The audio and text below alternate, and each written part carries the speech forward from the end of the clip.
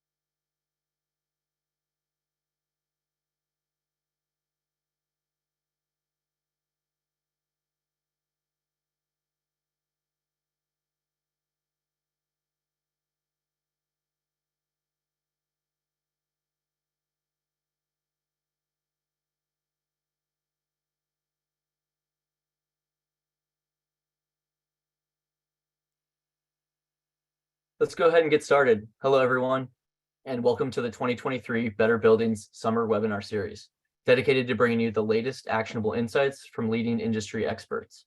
This annual series is a chance to explore the topics, technologies, and trends that affect your organization, as well as efforts to accelerate decarbonization and energy efficiency adoption.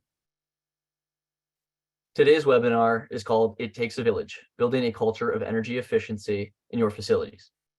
Before we dive in, there's a few housekeeping points I'd like to cover. Please note that today's webinar will be recorded and archived on the Better Buildings Solutions Center. We'll follow up when today's recording and slides are made available. Next, attendees are in listen-only mode. This means your microphones are muted. If you experience any audio or visual issues throughout the webinar, please send a message in the Q&A box located on the bottom of your Zoom panel. My name is Andrew Whitlock, and I'll be your moderator today. I've been with the Better Plants programs for just over 2 months now, where I help to inform and carry out program activities. Prior to joining the Better Plants program, I was with another Department of Energy agency, the Advanced Research Project Agency for Energy, where I served as a project manager. Prior to that, I was with the American Council for an Energy Efficient Economy as a researcher on industrial decarbonization topics. Before we get started, I briefly want to review today's agenda. First up, we have our welcome and introduction, followed by a few audience polls. Then we'll get into our speaker presentations. After that, we'll have some dedicated time for Q&A before wrapping up the webinar. So why are we talking about building a culture of energy efficiency today? Well, many companies have set aggressive goals to reduce energy and emissions. However, changing company culture is no easy feat. There are challenges translating lofty corporate goals into action at the facility level across portfolios.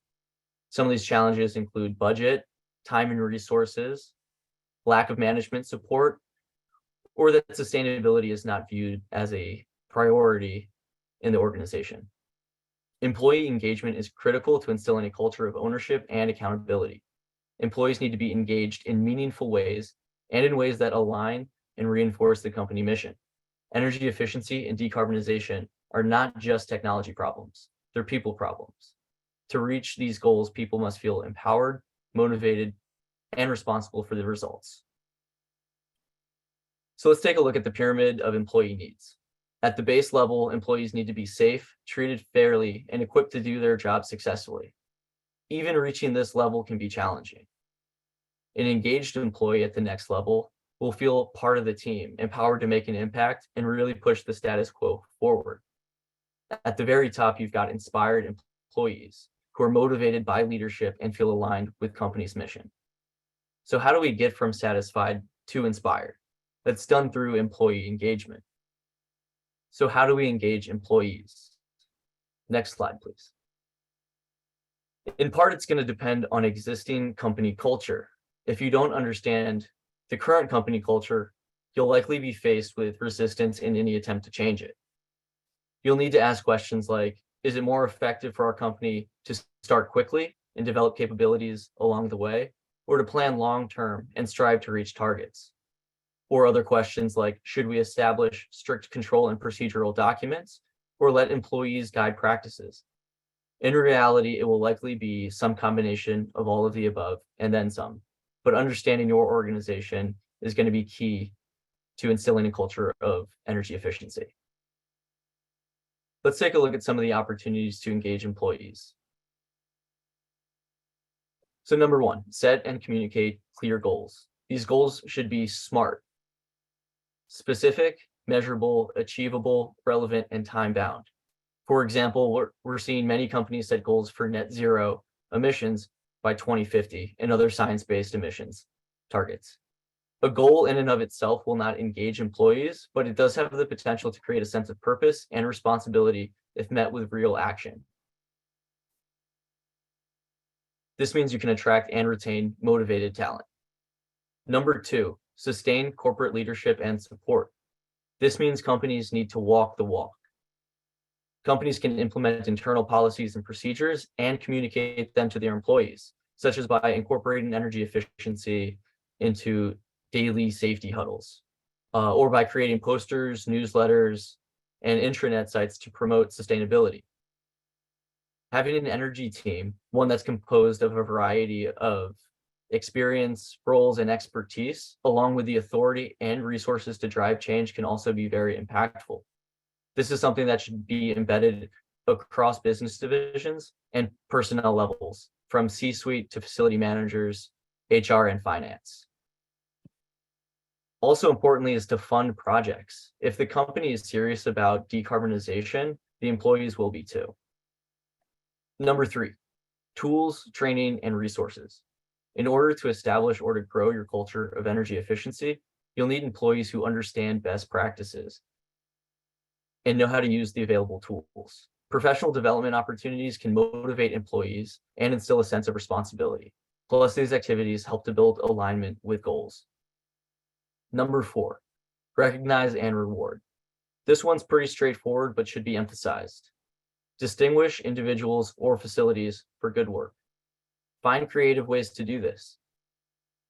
Competitions to save energy and identify projects has been an effective way for Better Plants partners to engage employees. Number five, solicit input and feedback. Make the employees feel heard and make sure that they know the company is listening by acting on feedback. Open forums, surveys, and questionnaires are all effective tools for gathering this type of information. Okay, so now that we've reviewed these 5 high-level opportunities to engage employees, I'll pass the mic over to Wei Gua from Oak Ridge National Laboratory. Wei is one of our technical account managers for the Better Plants program, who will briefly talk about the way the Better Plants and Better Climate challenges can help to engage employees. Wei, the floor is yours. All right, thank you, Andrew, and thank you everyone for joining us today. I saw that we got a very big crowd today, and I also saw some very familiar names. Thank you guys for joining us. And like Andrew said, it takes a village to build to achieve some very ambitious energy efficiency goals. Just like something else. If we want to do something big, if we want to accomplish something big, we cannot just do it by ourselves. We need to have all the team members get together to work towards that goal, right? So the Better Plants program and the Better Climate Challenge program has a very good built-in team engagement mechanisms. And I'm going to talk about that from 3 fronts. Number one is we, by joining the Better Plant and the Better Climate Challenge program, our partners will have a very clear and a very ambitious and a very noble goal, right? For Better Plant partner, it's about 25% energy savings in 10 years. And for Better Climate Challenge partners, that's at least 50% greenhouse gas emission savings. That is a lot. That's very ambitious. That's why it is very motivating. That can get our team members pumped so they can get some great things to work for, right? We are gonna do it not because it's easy. We're gonna do it because it is hard. All right, that's the number one. And the next slide. Number two is we are not just gonna let employees be alone, let them do it themselves. We are going to give them the right tools and right trainings and technical resources. For Better Plans partners, we provide implant training, so we're going to teach people, our partners, how to use tools to find opportunities to quantify the savings and to implement those projects. We also have virtual implant trainings for people who would like to dig a little bit deeper into those energy systems, who do not have a lot of travel budgets. We have the virtual implant training for them, and we also have boot camps, energy boot camps for people who would like to have a crash course on the fundamentals of energy systems. We also have tons of other technical documents to help you to understand your utility bills and how to track your energy performance, how to track your greenhouse gas emissions, something like that. Go ahead, Andrew, third slide. The number 3 is we would like to give our team members timely feedback, especially positive feedback when they have accomplished something big. We want other people to know, and we want them to know. And for Better Plans and Better Climate Challenge partners, we have 2 major recognition mechanisms. Number 1 is the goal achievers. By now, we have 78 goal has been achieved by 67 partners. And we will hand out a trophy to our partners by achieving those very ambitious goals in our summit. And every year we have the Better Project and Better Practice Awards. And I think by now we have recognized about 70 projects and 70 practices. And we also feature some partners in our case studies and our podcast. That's the 3 fronts that Better Plans program and a Better Climate Challenge program can help you to engage your team members. Go ahead, Andrew. Awesome. Thanks a lot for sharing, Wei. Thank you. So today we'll be using an interactive platform for Q&A and polling to learn more about you all in the audience. Please go to www.slido.com on your mobile device or by opening a new window on your internet browser. Today's code is #DOE. If you'd like to ask our panelists questions, please submit them anytime throughout their presentations. We'll be answering your questions near the end of the webinar. Another note on that is that you can select the thumbs up icon for questions that you like, which will result in the most popular questions moving to the top of the queue. If you're having any issues with Slido or Zoom, please reach out to the tech support team using the Zoom Q&A function. All right, so the first poll up is to rate how important sustainability is to your company's culture. 1 for not at all, 5 for very important, extremely important. All right, and we're seeing the numbers come in. It's great to see 5 in the lead. 3 and 4 are pretty neck and neck. It's really reassuring to see the importance of sustainability to company's culture. Setting that tone is key to driving employee engagement. All right, great. Let's go ahead and go to the next one. What employee engagement strategies have been most impactful in your organization? You can select multiple choices here.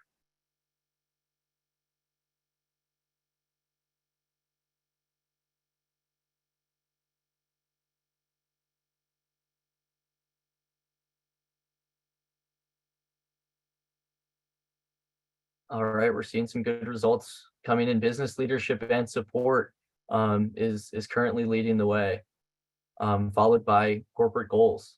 Having that mission and actively pursuing it through business leadership and support can really set the tone for the entire organization and get employees engaged. That's great to see.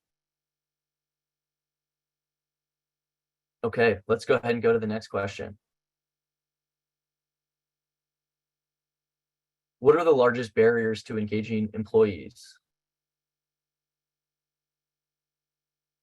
Go ahead and choose multiple options.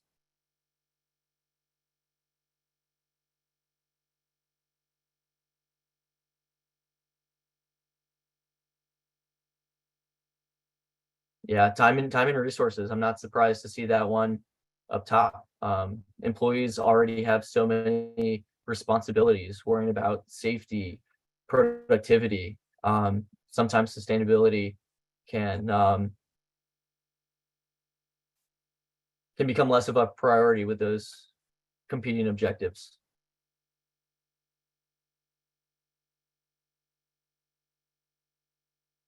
Okay, fantastic. Thanks for your participation in these polls.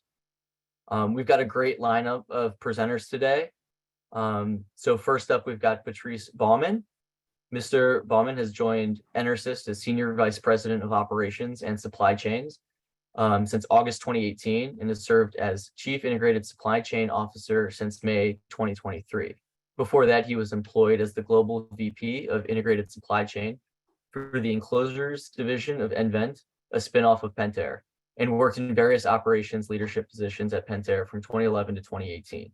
He brings over 25 years of experience in lean manufacturing in the automotive and broader industries. Our second speaker today is Chad Snodgrass. He's been with Sherwin-Williams for 9 years. He's worked in material efficiency, continuous improvement, site engineering, and corporate process engineering. It's his goal to economically achieve and surpass Sherwin-Williams' 2030 sustainability goals, and he has been directly heading the on-site solar, compressed air optimization, and process heating and cooling initiatives throughout Sherwin-Williams. Thanks to both of you all for being with us today. And with that, I'll go ahead and hand it off to Patrice to kick us off. Thanks, Andrew. Thank you for the opportunity to present today, as sustainability is one of the important things we do here at EnerSys. So I am French. I have spent 15 years before Pentair working for a German company, so my accent might be a bit more German than French. So who is EnerSys? EnerSys is a global leader in stored energy solutions for industrial applications.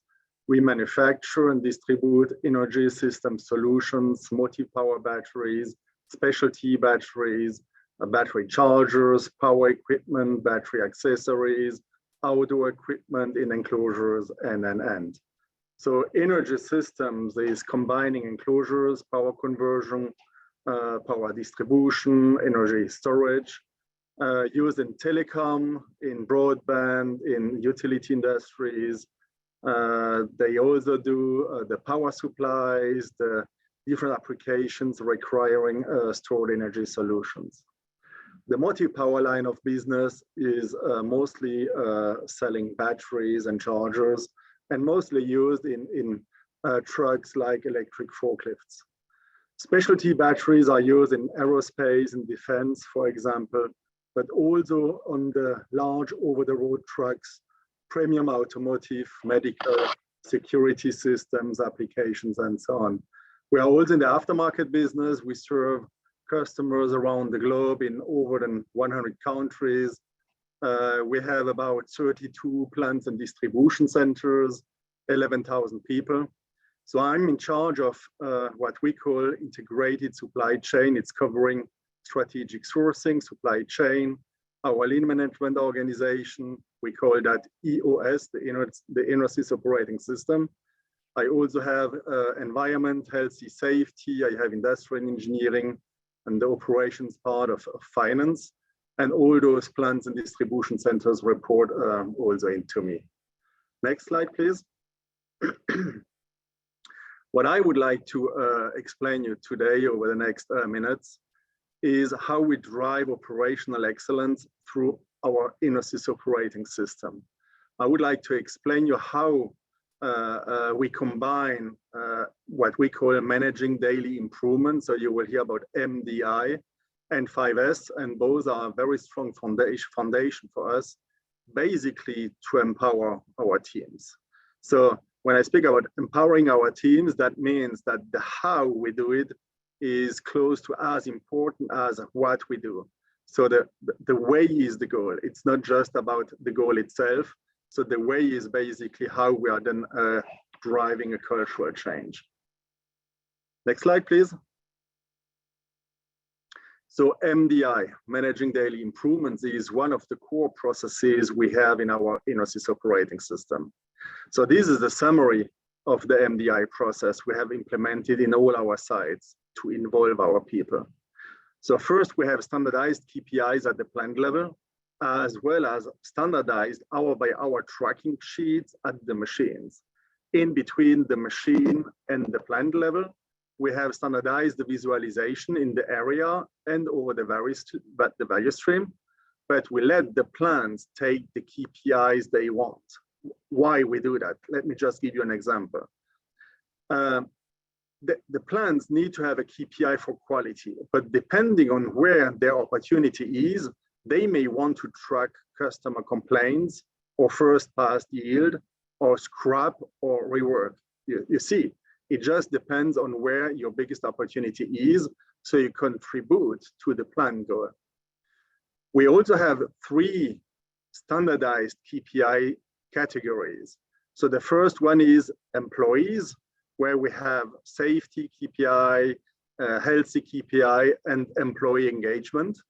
Then we have a customer category where we track quality and delivery, and the shareholder category where we track cost, productivity, and cash. For each of those KPIs, we have a trend chart. Below the trend chart, we Pareto it out so that basically we drive our organization to focus on the right things, and then it's about fixing them in the right way. So how we do that is we have accountability tags where we drive our people to go down to find out first the right root cause, and then to find the right countermeasure. All of those accountability tags are then put on an accountability board, which is visual in the factory in each area. Next slide, please. So as I mentioned, in our Inosys operating system, we have many different playbooks. So 2 core playbooks are MDI and 5S. I don't want to go too deep into 5S. You can read a lot on internet directly. So we basically use the classic, the typical 5S. But what you need to understand is that for us, 5S and MDI are fundamentals of our house of Lean. Basically, the Japanese would call that Kaizen.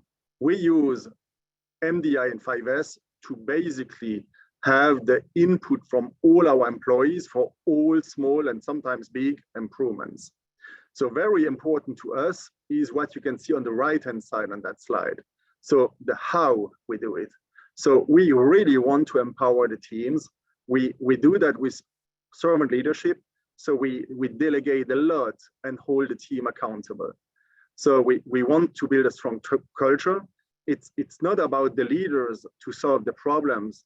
And it's more about motivating the team in making sure they go to the root cause, in asking the right question, open questions, so that teams can find the solutions.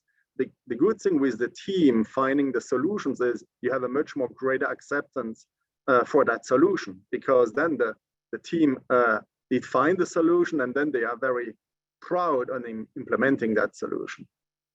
So let's also focus a little bit on one of the standardized KPI I mentioned in the people section, which is the employee engagement, which is also critical to team empowerment. So when we did start to roll these out about 4 or 5 years ago, we first started with people engagement as how many tags do we get from our people to issues we have to fix. Then over time, about a year or 2 ago, we said, but just to engage people is not enough. We want to see the results on the KPIs. So let's make sure they go down to the right root cause. So we're counting the number of accountability tags where we did 5 whys. And over our company in last fiscal year, we solved basically more than 10,000 accountability tags where the people were really going down to the root causes. And now we are more going into, we want to see the results in the KPIs, which means it's not just about having the right first bar of the Pareto to go down to the right root cause, but also to have the right countermeasure. And with that done right, we should see the impact in the trend chart for our KPIs. We also do net promoter score surveys for our employees to see how our people would recommend ENOSYS to family or to friends. What we also do within that EOS is we have certifications for what the Six Sigma organizations would call the belt system. So we have it similarly to Six Sigma, where we have a white, yellow, green, blue, or black belt certification. And this is just depending on how many playbooks you basically understand. And then we also have an expertise system, which is like the stripes when you get belts. So you can get a stripe for MDI if you are an expert in MDI, or for 5S, or also for SMED, which is a changeover reduction tool, for TPM, for preventive maintenance, for strategy deployment, biostream mapping, creating continuous flow, making material flow, and. So we have a lot of them.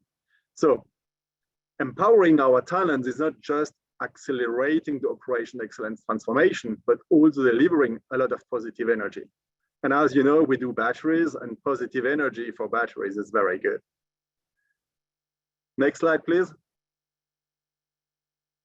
So basically what I would like to give you away on this last slide is you can read in many news that in order to achieve a transformation, you need to have your organization, your people, as part of the transformation.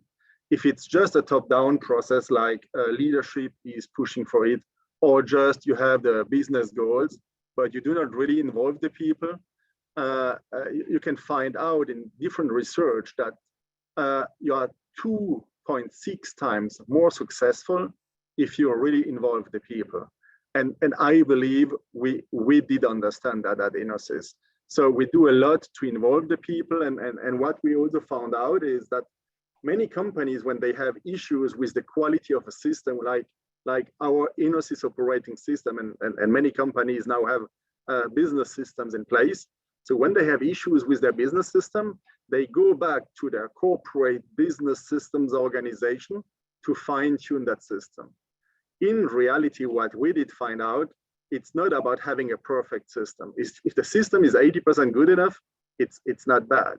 But you need to work on getting a great acceptance at the shop floor, in the offices, as being support processes for the shop floor. And then you can basically have a formula like the quality of the system times the acceptance of the system is what is giving you the result. So a lot about involving people, empowering the teams. Thank you very much for listening. I pass it over to you again, Andrew. Awesome. Thank you so much, Patrice. Just a quick reminder to our audience to send in any questions you have at slido.com, event code #DOE. We look forward to answering your questions at the end of the webinar. All right, Chad, I'll pass it over to you.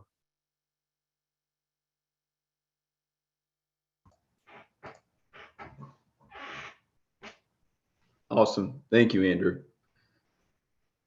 Good morning, everybody. My name is Chad Snodgrass. I'm with Sherwin-Williams. I'm the lead sustainability engineer. I'm originally from East Lansing, Michigan.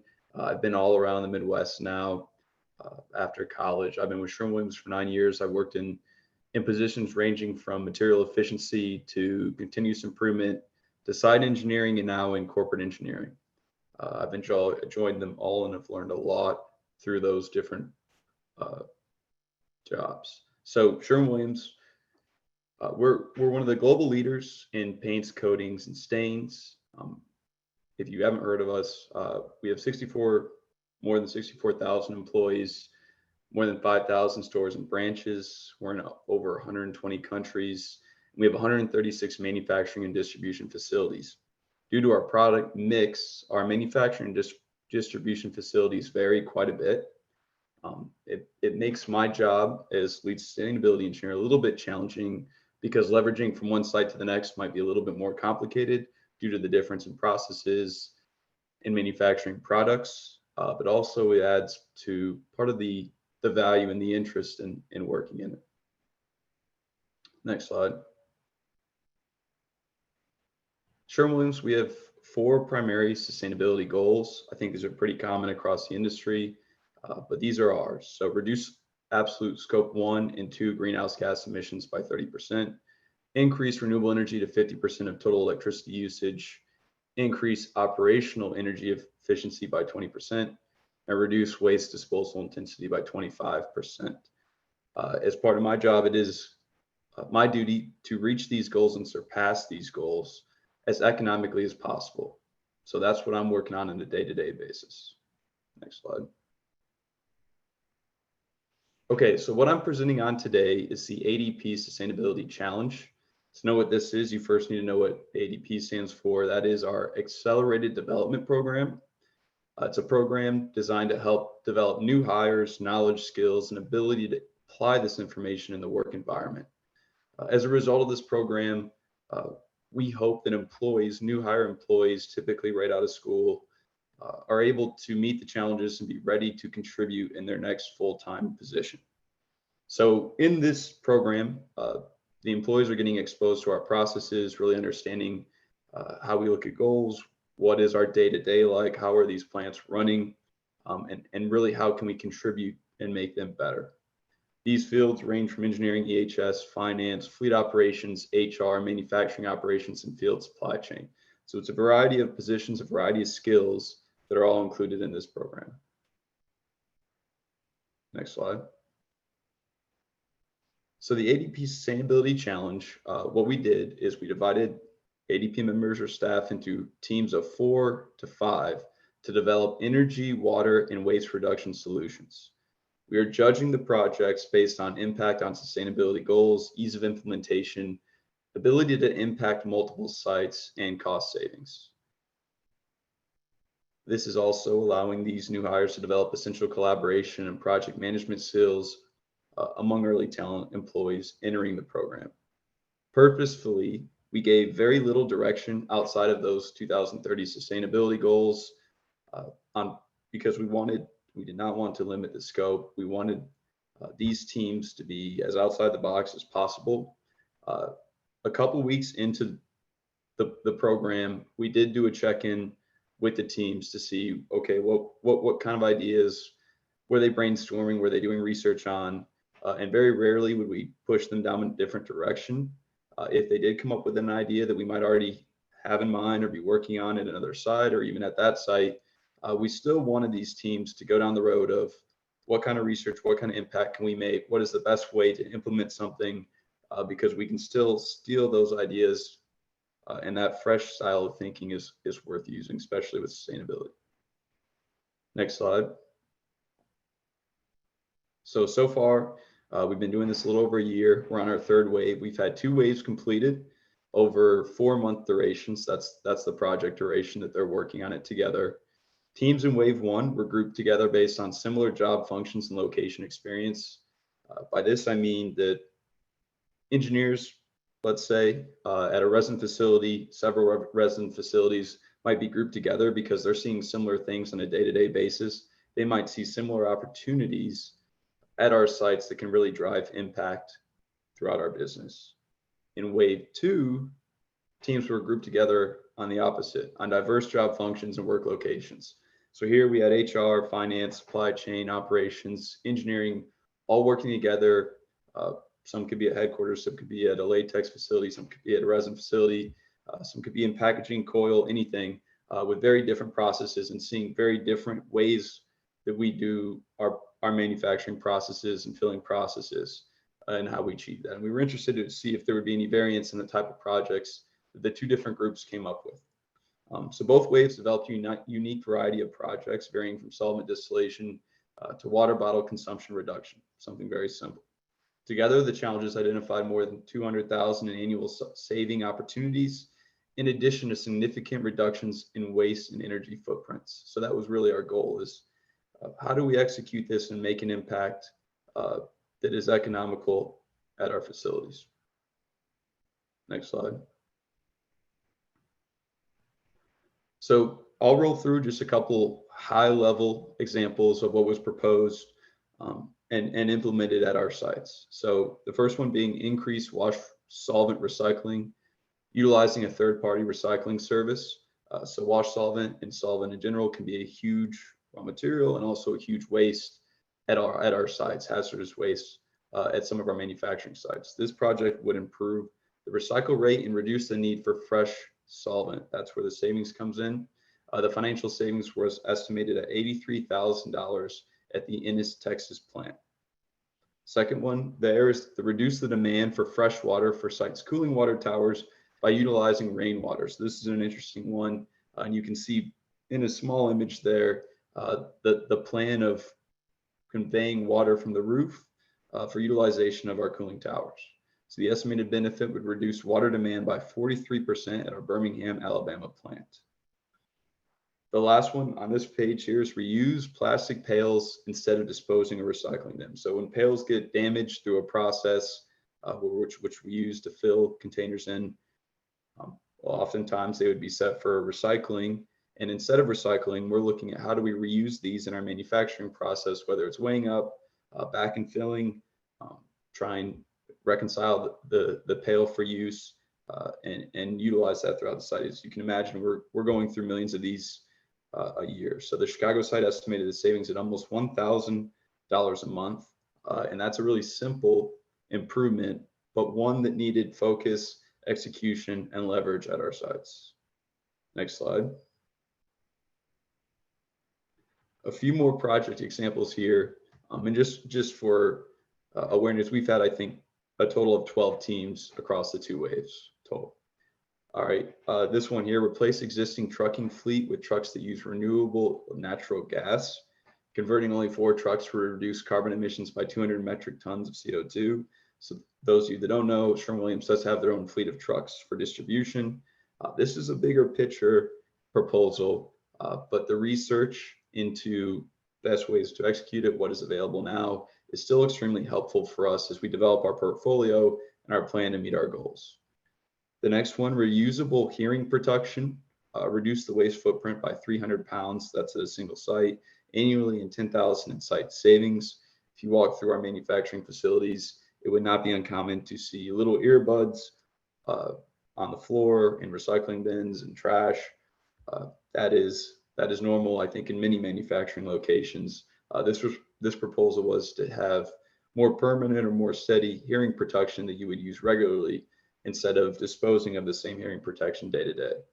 And then the last one, and I'm going to elaborate on this a little bit more, was to reduce plastic water bottle use across manufacturing sites with better implementation of filtered water stations on site, a $10,000 in site savings projection in this very site significantly, along a total footprint of 55,000 tons of plastic waste across our global supply chain. Next slide. So I'm going to get into kind of what a team would look like for us. This project example for the water bottle reduction. This is the group that put that together. So engineering, EHS, which is safety, and HR generalists, we're all working together from different sites. None of those sites were together, so they were having to collaborate from a distance based on what they're seeing at their various sites, which is helpful in this case because what is each site doing that's good or bad, and what is that footprint at the site? They were able to get that information a little bit more easily. Next slide. So this is a high-level summary of what was proposed to our group from the team. So the focus here for water bottle reduction was eliminating plastic water bottles and installing a water filtration system to promote sustainability across GSE and PCG sites. We use plastic water bottles or have previously, especially in hot summer months where we're concerned about operators' heat and dehydration and want to make water as accessible as possible to the floor, right? So how do we move away from that process to something more sustainable, but it's still hydrating for employees? So they conducted an employee surveys at 3 sites to gain support for the idea. So you can see that pie graph on current operator habits for drinking water. You see 81% use plastic water bottles as their main source of water. Think about how much water somebody would go through an 8 or 10-hour shift in the summer. Surveyed number of plastic water bottles consumed per shift. So you can see it, at least based on that site, that second shift was consuming the most amount of water bottles on site. And then where would you want refill stations to be placed? And there was break room, close to workstation, or on all floors. Next slide. So then going into the details of the finances on how we would actually achieve this improvement. And so here it says to optimize convenience for operators, metal water bottles will be distributed for employees to use. So we have a Sherwin-Williams water bottle we will distribute to all employees, so they have their own water bottle and a backup for their own sake. They can put their name on and use on a day-to-day basis. And then the next step is really, okay, now we need to implement filtered water stations, whatever supplier, there's several out there you want to use to have those water stations on site and in a place that's convenient for operators that they will actually use. They don't need to walk super far away from their workstations to get. That's the challenge right there, right? So what is the cost to do all that? And you can see the cost numbers there. I won't go into any details, but comparing what we're spending on plastic water bottles to what the cost would be for this water station and to maintain it. So the cost savings roughly $9,776 per year on a 100 employee basis, which depending on the site could be anywhere from the full site to maybe a quarter or a fifth of the site. And this project is applicable to 2030 sustainability goals, as we discussed, with a 5.4 million water bottles and 55,000 tons of plastic reduction opportunity. Next slide. So company leverage, right? How do you take these ideas, or at times even a single site execution, and take it throughout the rest of the company? That's where somebody like me would come in and team up with the employees and help them take this idea and execute it across the company. So there we brought in procurement to survey to survey all manufacturing sites to understand current on-site filtration station setups and maintenance process. Where are these right now? Partner with a third party to identify ideal locations for new water stations. As we said, we want operators to be able to get this water easily and consume it on a day-to-day basis. Calculated in more detail the site-by-site consumption information. Some of our sites are going through over 100,000 water bottles a year.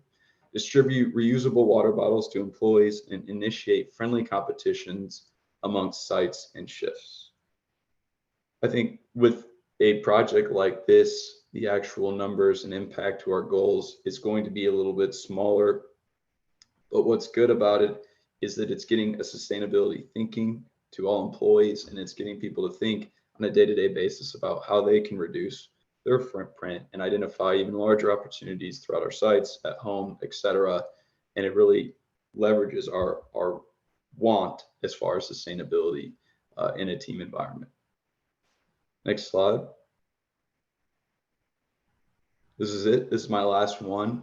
So what has the ADP Sustainability Challenge achieved for us? It's gotten us creative and applicable sustainability opportunities throughout Sherwin-Williams, collaboration and project management skills for young talent, and young and ambitious sustainability thinking with practical application experience. I think that is as important as anything is this young talent coming into the workforce, hopefully for a long time, will now be thinking in a sustainable way and knowing what kind of numbers, what kind of impact can be made with a project and how you go about implementing it across the board. And I think a lot of times people aren't necessarily unwilling to work and try and be more sustainable in their day-to-day efforts, but it helps to see other people thinking the same way. And it's definitely encouraging to see other people who are motivated and contributing as well. And it might motivate others to do the same. So it's pretty simple, but that's our ADP Sustainability Challenge and what it's done for us so far. That's it for me. Thank you, everybody. That's excellent, Chad. Thanks to both you and Patrice for your presentations today. So now we're going to move on to Q&A. So if you haven't already, please join us over at slido.com with event code DOE to submit and upvote questions.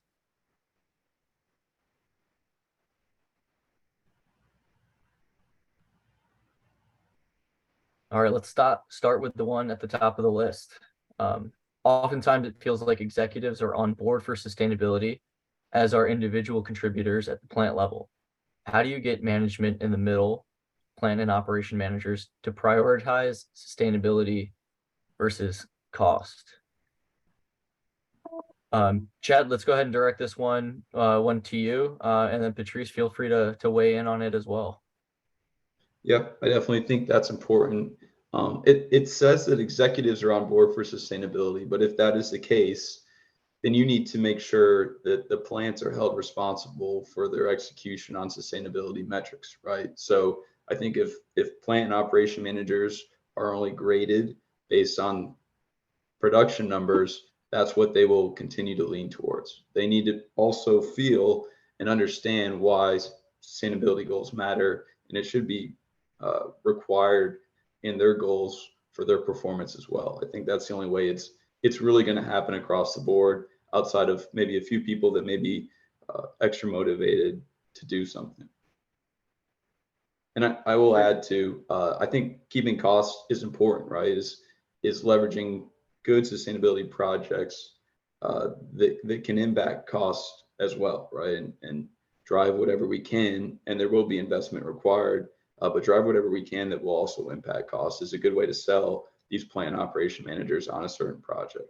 But I would say is that they should have that in their goals as well.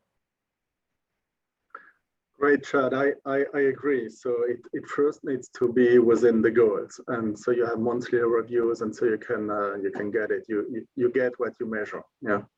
So the way I would phrase it is leadership support, goals involving people. The way we do this is I was mentioning 3 KPI categories for people, customer, shareholder.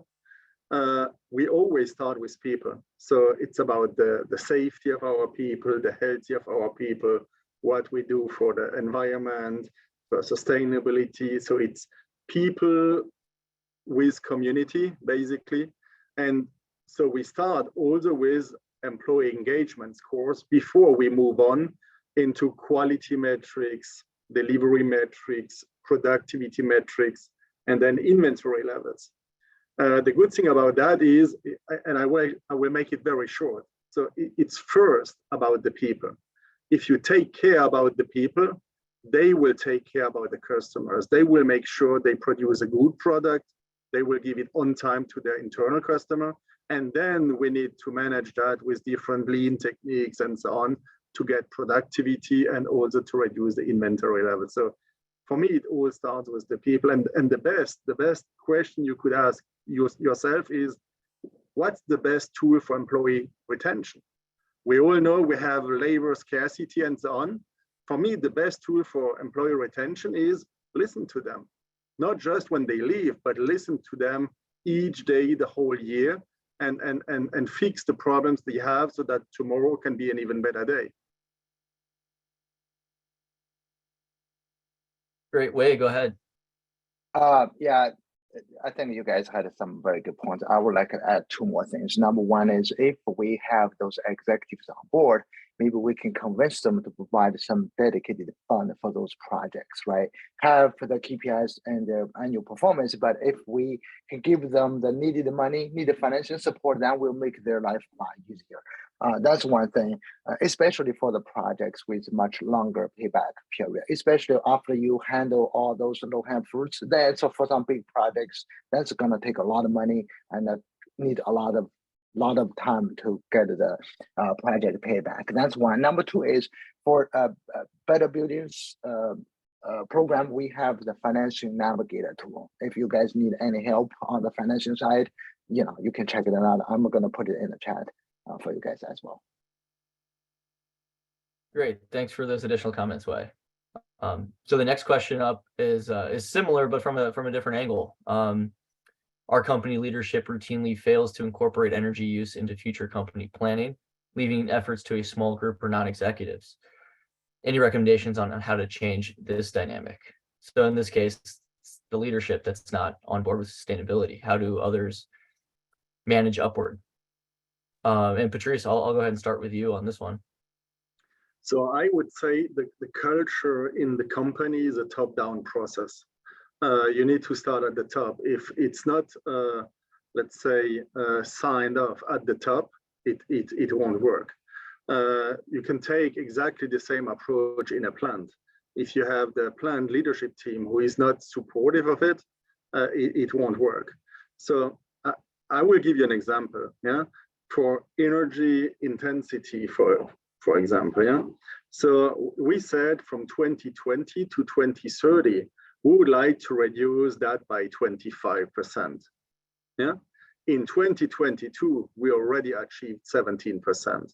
So you need to measure it. You need to have monthly discussions about those metrics, and then it will work. Yeah, and then it's about what you as a leader tolerate. But first, yes, the leader needs to be on board.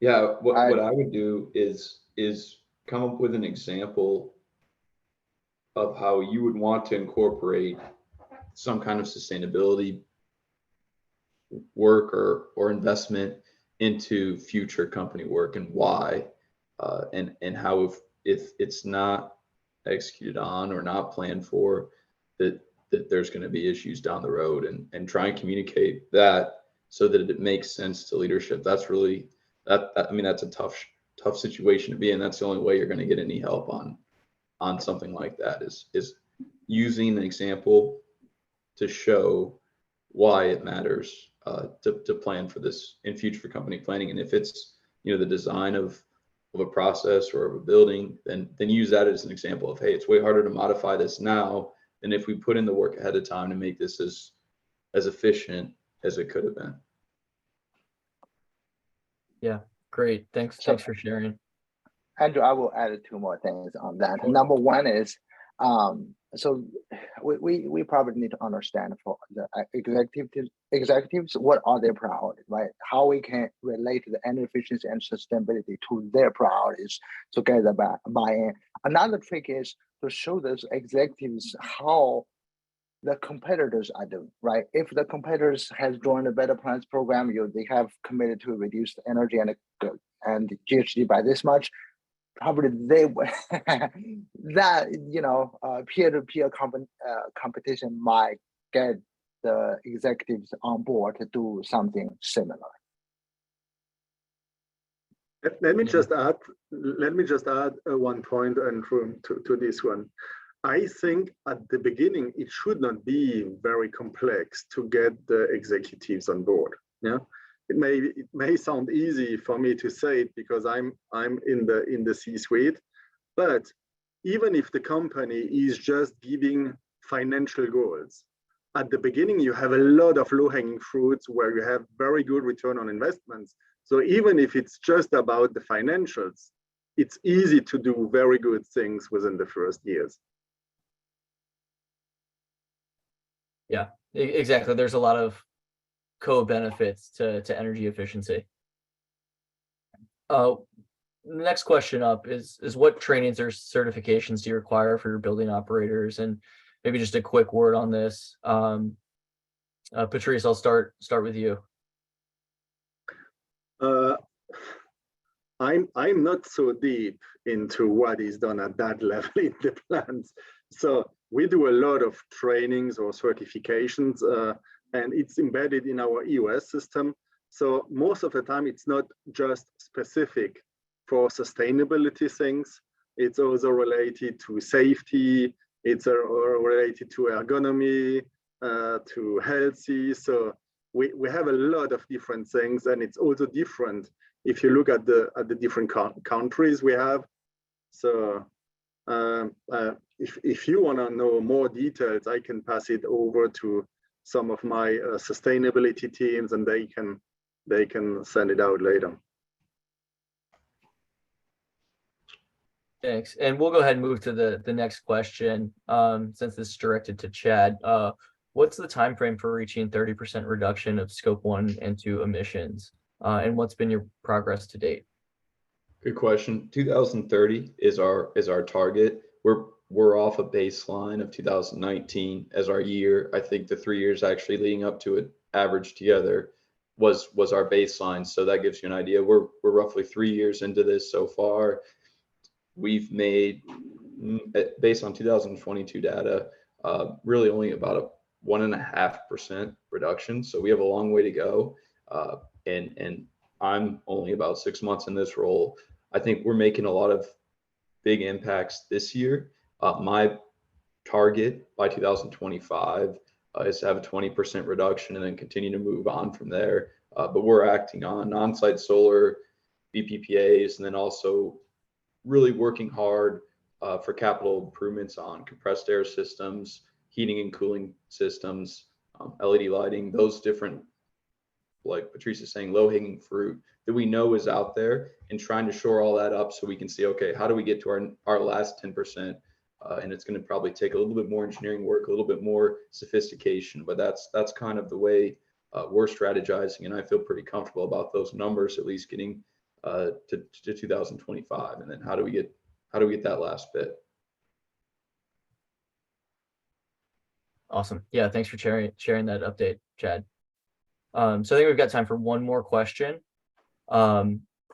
And Wei, I'll start by asking for your comments on this. How do you address the divide between management's voice for support for sustainability, but not providing enough resources? All right, okay, Andrew, this is a tough one.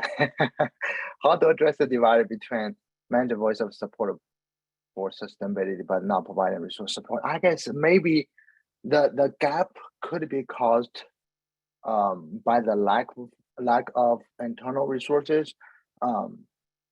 So for this case, I guess, I'm going to talk about the Better Buildings, Better Plans program again. This program has a lot of free resources that you can get from for those trainings, technical support. We got technical comments for our Better Plans partners. So, you can get all those support pretty much for free.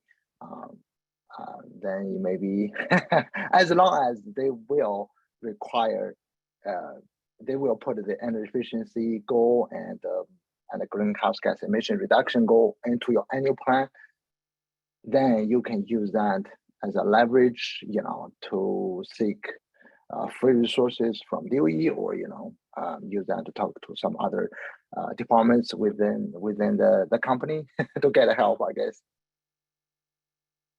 Yeah, thanks, Wei. Patrice or Chad, do either of you all want to weigh in on this? I saw a next one coming up for me for Inosys. No, I would say similar to my last question is proving the need for it with good projects and saying we can execute more of these with resources, whether it's external or internal, that we need for the time and work that goes into making those improvements and actually executing on what you need to execute on that. But I think this is probably pretty common across the board. So good question. Yeah, there's some upcoming SEC rules about sustainability claims, so there might be some reassessing of what goals are and actually allocating the resources to get them done. But we'll see. I think that's all the time we have for questions. So thanks everyone for posing these questions, and to our panelists for their responses. As a reminder, this webinar is just one part of the 2023 Better Buildings Summer Webinar Series. So you can see we've got a great lineup of presentations through August. And if you visit the Better Buildings Solution Center, you can learn more and register for these webinars today. So we'll hope you'll join us next Tuesday, July 11th, for the next webinar titled "It Just Gets Better and Better," which are highlights from Better Project and Better Practice Award winners. The Better Project Award recognizes outstanding accomplishments at individual facilities, and the Better Practice Award recognizes implementation of practices and procedures broadly. So join the webinar to learn from several of the 2023 award winners about their award-winning projects and practices. So with that, I'd like to thank our panelists very much for taking the time to be with us today. Feel free to contact our presenters directly with additional questions, or if we couldn't get to your question during the Q&A period. I encourage you all to follow the Better Buildings Initiative on LinkedIn and Twitter for all the latest news. You can find our handles by their respective icons on the left half of the slide. You'll receive a notice when today's recording slides and transcripts are available on the Better Buildings Solution Center. Thanks everyone for joining.